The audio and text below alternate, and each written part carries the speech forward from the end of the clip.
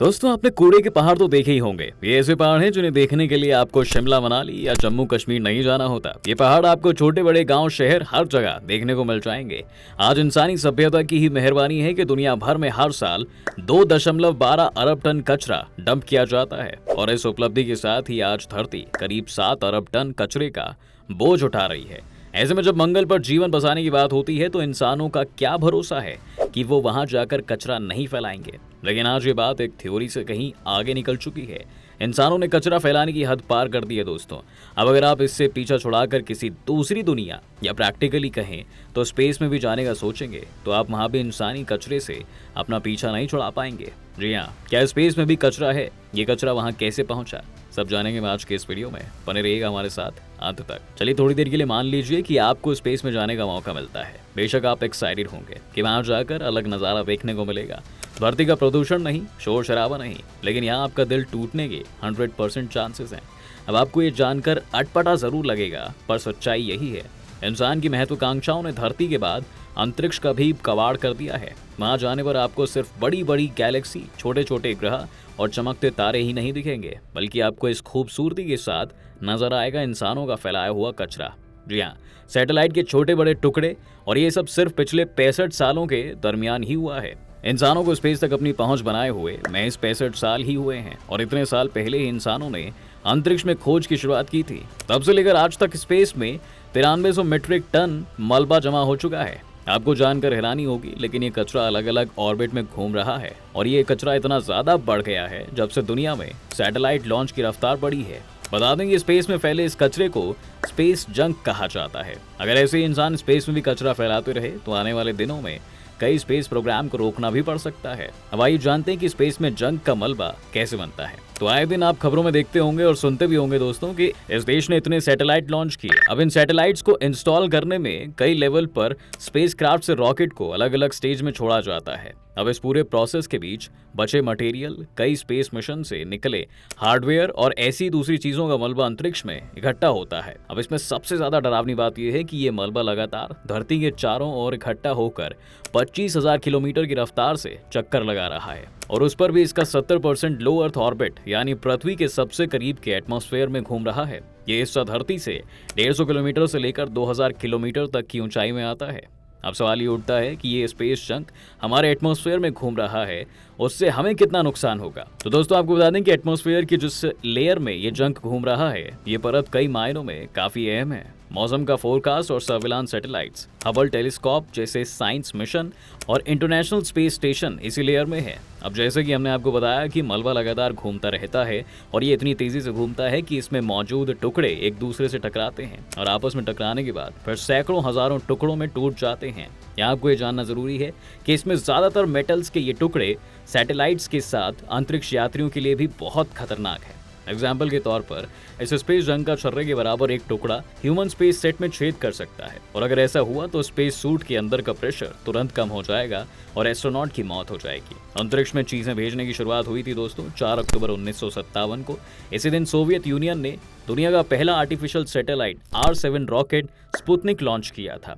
R7 rocket एक intercontinental ballistic missile था जो दुनिया के किसी भी कोने में न्यूक्लियर वेपन्स डिलीवर कर सकता था। दोस्तों, ये दौर था कोल्ड वॉर का। देखने में स्पुतनिक बास्केटबॉल की साइज में मेटल का एक गोला था और इसके ऊपर रेडियो ट्रांसमीटर लगे थे, लेकिन स्पेस में छोड़ने के महज 3 महीने बाद ही ये धरती के वायुमंडल में गिरा और पूरी तरह जल गया था। स्पुतनिक तो राख हो गया, पर जाते जाते उसने इस समय की 2 सुपर पावर्स अमेरिका और सोवियत यूनियन के बीच स्पेस में डोमिनेशन की जंग छेड़ दी। अब स्पुतनिक भले ही स्पेस में जाने वाली पहली चीज थी, पर इसके टुकड़े से अंतरिक्ष में कोई मलबा नहीं बना। असल में स्पेस में मलबा बनने की शुरुआत सन 1961 के बाद से शुरू हुई। ये वही साल था जब यूरी गागरिन नाम का पहला शख्स अंतरिक्ष में भेजा गया।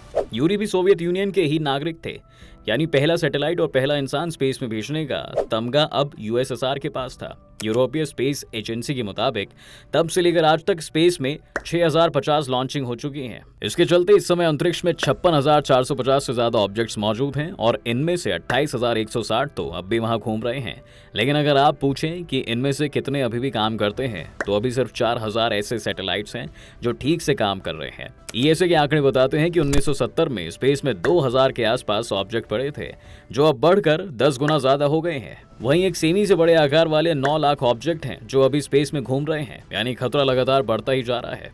दोस्तों, अगर हम स्पेस पर एक सनसनी नजर डालें तो स्पेस में कचरा बढ़ाने में सबसे बड़ा हाथ है 2010 के बाद के दशक का। जी हाँ, जितने रॉकेट और ट्रांसमीटर, एंटीना, रिसीवर इस दौरान स्पेस में छोड़े गए, उतने इससे पहले के 5 दशकों में नहीं छोड़े गए थे। यहाँ सिचुएशन अब और भयानक होती नजर आ रही है, क्योंकि कई प्राइवेट कंपनीज भी स्पेस रेस में कूद पड़ी हैं और अब पीछे मुड़ने को तैयार नहीं है।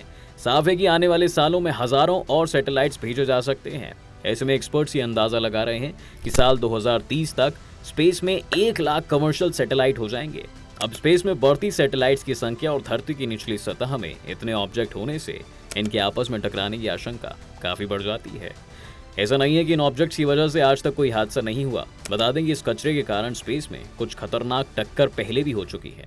जी हाँ, अब तक की सबसे भयानक भिड़ंत हुई थी साल 2009 में। तब रूसी मिलिट्री का सैटेलाइट कॉस्मोस 2251 अमेरिका के कम्युनिकेशन सैटेलाइट इरिडियम 33 से जा टकराया था। ये ब्लास्ट साइबेरिया की धरती से 776 किलोमीटर ऊपर हुआ था और इस टक्कर में दोनों ही सैटेलाइट चकनाचूर हो गए थे। बता दें कि इस टक्कर की वजह से करीबन 2300 टुकड़े पैदा हुए। इनमें से कई फिर से धरती के वायुमंडल में ही लौट आए और धू-धू करके जल गए। लेकिन यहाँ चिंता करने वाली बात यह है कि इसमें से कुछ टुकड़े 1000 किलोमीटर ऊपर पहुंच गए। अब वो कई दशकों तक ऐसे ही ऑर्बिट में घूमते रहेंगे और उनके सैटेलाइट्स के साथ टक्कर का डर भी ऐसे ही बना रहेगा। वहीं एक ऐसा ही हादसा यूरोपीय स्पेस एजेंसी के सैटेलाइट कोपर्निकस सेंटिनल-1 के साथ हुआ था। 2016 में इस सैटेलाइट के एक सोलर पैनल में गड़बड़ी देखी गई थी। बाद में पता चला कि स्पेस जंग का 1 मिलीमीटर का टुकड़ा इसके पैनल से टकरा गया था, जिस वजह से यह हादसा हुआ था।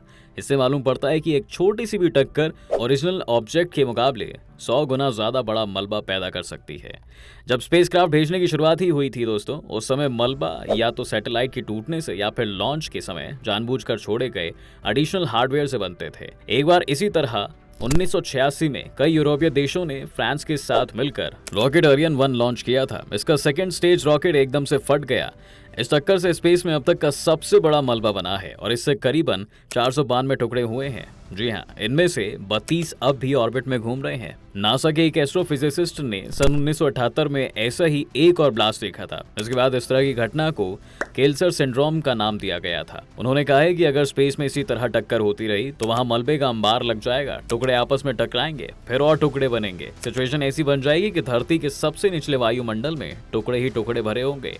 एक दिन ऐसा आएगा जब कोई स्पेसक्राफ्ट धरती के ऑर्बिट से बाहर नहीं जा पाएगा। जिस हिसाब से लॉन्चिंग हो रही है, उसे देखकर यही लगता है कि वो स्थिति जल्द ही आ जाएगी। दोस्तों, इस पर आपको क्या लगता है? साइंटिस्ट को इस मलबे के लिए कोई और हल निकालना चाहिए या स्पेस के लिए लगी ये होड़ अभी रोक देनी चाहिए? हमें अपनी राय कमेंट सेक्शन में जरूर बताएं। आज की वीडियो अगर पसंद आई हो तो वीडियो को लाइक और शेयर जरूर करें, साथ ही चैनल को सब्सक्राइब भी करें।